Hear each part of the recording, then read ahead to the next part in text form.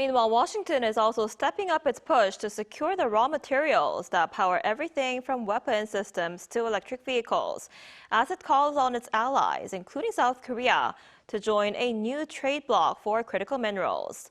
The move is seen as an apparent effort to defend against China's stranglehold on the key minerals. Our Moon Hye-ryeon has the details. The United States has formally moved to rally allies into a new trade bloc aimed at reshaping global supply chains for critical minerals, resources essential to defense systems and advanced industries, and has invited South Korea to take part.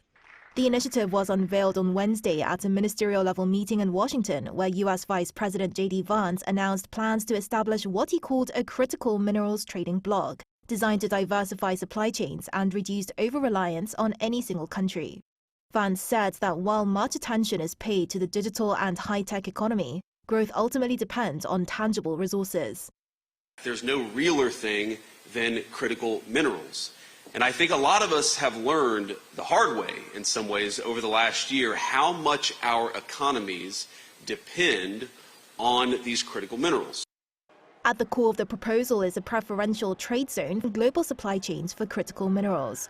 Under the plan, benchmark prices would be set at each stage of production to reflect what U.S. officials describe as fair market value, with adjustable tariffs acting as a backstop against external shocks.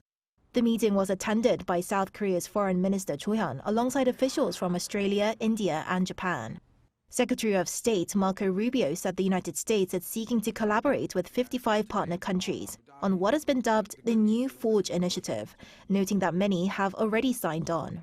He warns that global supply chains for critical minerals are heavily concentrated in the hands of one country, leaving them vulnerable to geopolitical leverage and disruptions ranging from political instability to pandemics.